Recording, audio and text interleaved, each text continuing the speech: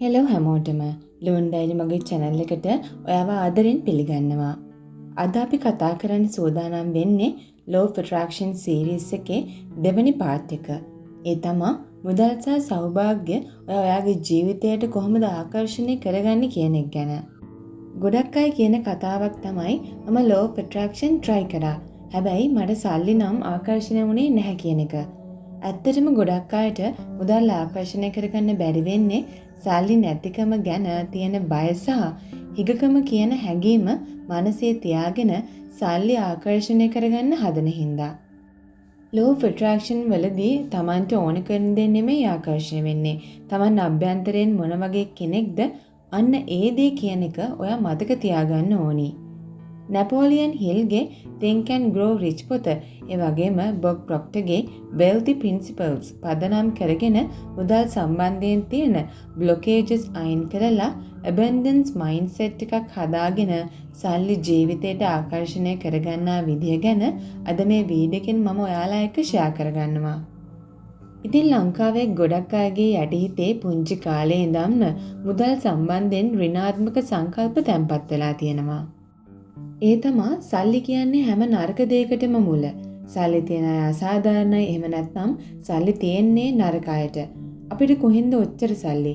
අපි මෙන්න මේ වගේ දේවල් කරන්නේ නැහනේ. ඒ වගේම සල්ලි ගස්වල පැලවෙන්නේ නැහැ. සල්ලි හොයාගන්න අමාරුයි. ඉතින් මෙන්න මේ වගේ limiting beliefs, එහෙම නැත්නම් සීමා සහිත විශ්වාස යටිහිතේ තියෙන තාක්කල් උඩින් කොච්චර මම සල්ලි වලට ආදරෙයි, මට සල්ලි ඕනි කීවත් වැඩක් වෙන්නේ නම් නැහැ. මොකද යටිහිතෙන් ඔයා නොදැනවත්වම සල්ලි කියන්නේ නරක, එහෙම නැත්නම් භයානක දෙයක් විදිහටයි දකින්නේ. ඒ නිසා යටිහිත මගෙන් සල්ලි එන මාර්ග બ્લોක් කරලා දානවා. පළමු පියවර තමයි Tamanගේ යටිහිතේ තියෙන මෙන්න මේ ඍණාත්මක money blockages මොනවද කියලා ඔයා අඳුනගෙන ඒවා අයින් කරන්න ඕනි.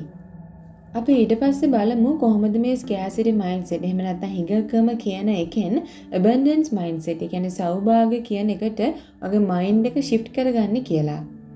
අපේ මනසින් නිකුත් වෙන frequency එක තීරණය වෙන්නේ අපේ හැඟීම් මත. අනේ මන් ළඟ සල්ලි නැහැ, මට බිල් ගෙවා ගන්න බෑ කියලා හිතද්දී නිකුත් වෙන්නේ නැතිකම, lack කියන frequency එක. Law of Attraction මගින් ආපහු ලැබෙන්නේ තවත් නැතිකම සහ ප්‍රශ්නම විතරයි. ඒ වෙනුවට ඔයා කරන්න ඕන දේ තමයි දැනට තියෙන දෙයට ස්තුතිවන්ත වෙන එක.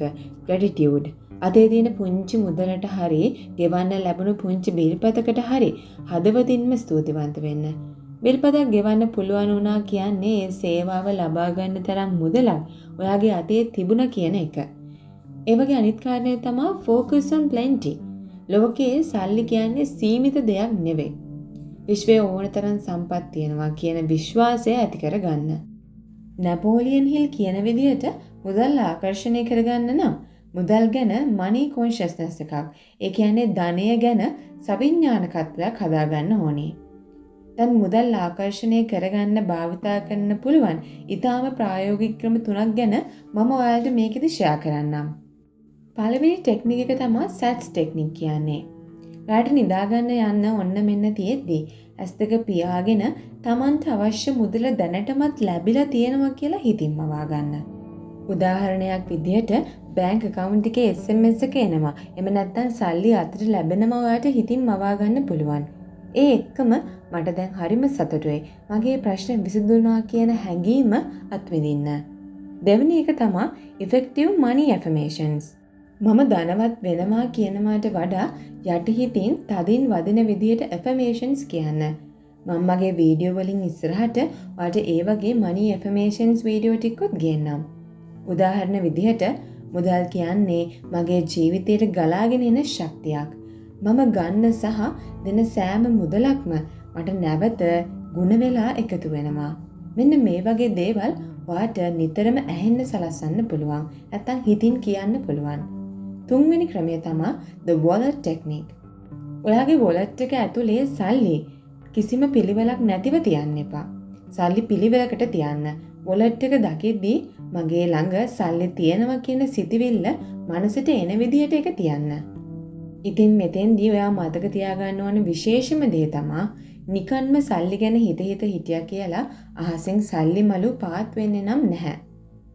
මනස සෞභාග්‍යයට පෙළ ගස්වද්දී යටිහිත විසින් අලුත් බිස්නස් අයිඩියාස්, ජොබ් ඔපචුනිටිස් එහෙම නැත්නම් ආයෝජන මාර්ග මනසට පෙනෙන්න සලස්වනවා. අන්න ඒ වෙලාවට බය නැතිව කැපවීමෙන් ක්‍රියාත්මක ඔයා වෙන්න ඕනි. අන්න ඒකට තමයි ඉන්ස්පයර්ඩ් ඇක්ෂන් කියන්නේ.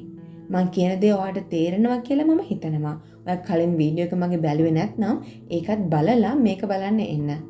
ඉතින් දැනට තියෙන ඔයාගේ ඍණාත්මක සිතිවිලි අයින් කරලා abundance mindset එකෙන් ක්‍රියාත්මක වුණොත් මුදල් ජීවිතයට ආකර්ෂණය කරගන්න එක අමාරු දෙයක් නෙවෙයි. ඉතින් මම ඊළඟ වීඩියෝ එකෙන් කියන්නේ part 3 එකෙන් කතා කරන්නේ ඕනම ප්‍රාර්ථනාවක් හරිම විදිහට manifest කරන පියවර 3ක ක්‍රියාවලිය. එහෙම නැත්නම් ask, believe, receive සහ Neville Goddardගේ SATS ක්‍රමය ගැන. ඉතින් මේ වීඩියෝ එක ඔයාලට වටිනවා කියලා හිතනවා නම් මගේ channel එක subscribe කරන්න. ප්‍රශ්න තියෙනවා නම් පහලින් comment කරන්න අමතක කරන්න එපා. part 3 වලින් හමු වෙමු. සුබ දවසක්.